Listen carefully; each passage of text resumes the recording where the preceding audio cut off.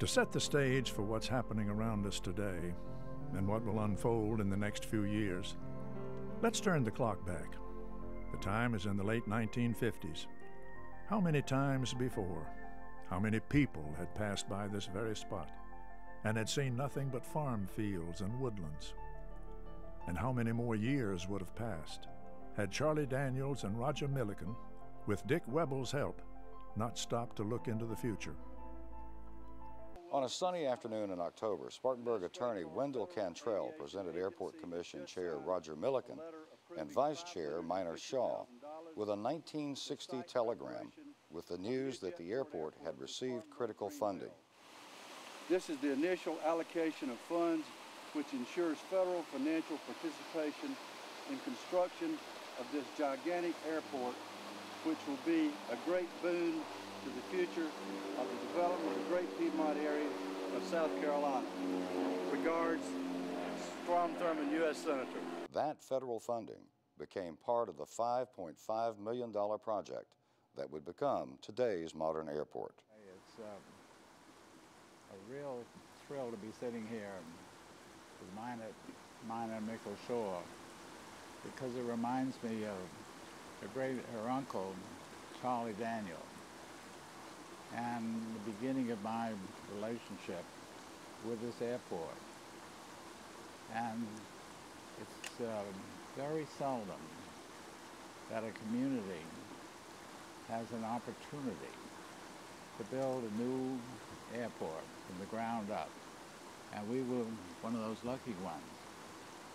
And that meant that we didn't have to take an existing airport and try to expand it and make it capable of being everything an airport could be, to more modern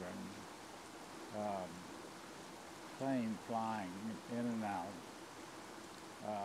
because it had been built for an early era. So I consider myself to be extraordinarily lucky. I had the good fortune to be at the opening of the airport. And I was about, what year did we open? 1961. And I was a teenager at the time, and I had two younger brothers, and we had our whole family. I believe you had all your children here. I'm sure we had did. a lot of children. And it was a special day. I remember it because we had the Blue Angels fly overhead, and we all had signed pictures from the Blue Angels. It's a very, very exciting time for Greenville and Spartanburg, for the whole upstate. And I was particularly excited about it because, of course, Charlie Daniel, who's my great uncle, had been involved with Mr. Milliken in helping decide, really. They decided that this area needed an airport, and they made it happen. And we talked about the outrageous idea of putting a beautiful garden on the plain side of an airport, taking the very best airplane position. And would people get mad at us for having done so?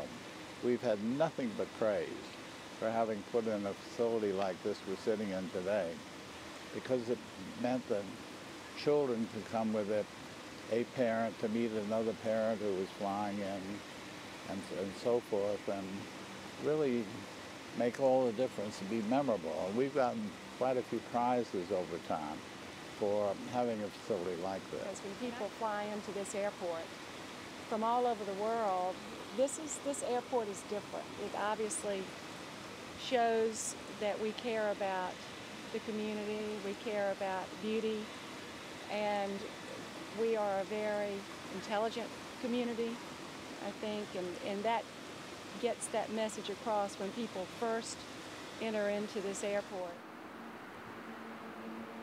It's one of the most exciting experiences of my life, and I've loved it. And it is exciting, as we were talking about just a few minutes ago, how this airport has grown and the opportunities we had to make it the very best possible of its kind in servicing the public and being attractive at the same time became a reality.